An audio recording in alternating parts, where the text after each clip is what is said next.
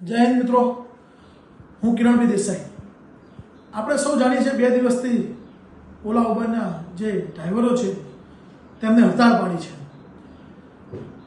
વાહન વ્યવહાર મંત્રીને જરાક બી ટાઈમ નથી કે ગુજરાતમાં કોઈ બહારની કંપની આવી જાય, કોઈ ઇન્ડિયન કંપની હોય, પણ જ્યારે ગુજરાતીઓને લૂંટે છે અને ખરેખર લૂંટ ચલાવે છે ત્યારે વાહન વ્યવહારની જવાબદારી ભાઈ બને છે કે એ લોકોની વાત સાંભળવી અને કંપનીઓ જે લૂંટ ચલાવતી હોય એમને ટકોર કરવી.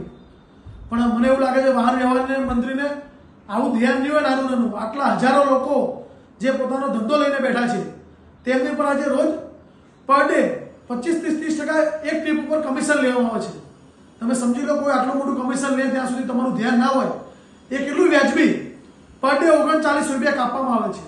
અન્ય ઘણા બધા પ્રશ્નો છે ઓલા ઉબેર ડ્રાઈવરોના, અને રાજુભાઈ જેવા અન્ય લોકો લડી રહ્યા છે. ઓલા ઉબેરના ડ્રાઈવરોને હું કહેવા માંગુ છું, જો તમે આવી લડતમાં એક સાથે નહીં આવો તો આવનારા સમયમાં આવી કંપનીઓ તમારી પર આવા વધુ કરવેરા અથવા વધુ આવા કોઈ પણ તમારી પૈસા લઈ લેશે. અને તમારી મહેનત તમે ઇન્વેસ્ટ કર્યું છે, ઇન્વેસ્ટ તો ખાલી ઓલા ઉબેરના લોકોએ કર્યું છે. જે ઓલા ઉબેર કંપની નથી કર્યું.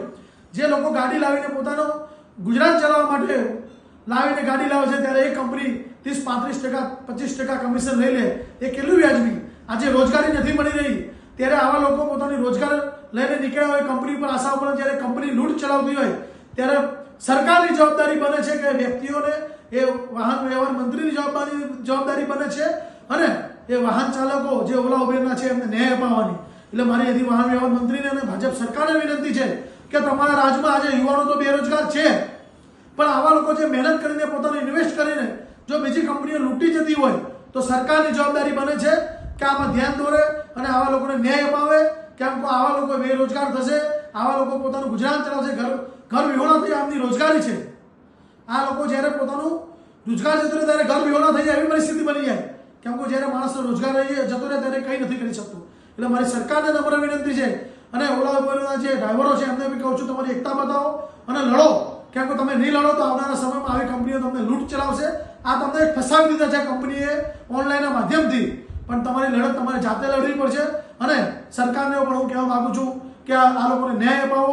આ લોકો પીડિત છે, આ વર્ગ જે છે એ તમારી પાસે આશા રાખીને બેઠો છે. જય હિન્દ.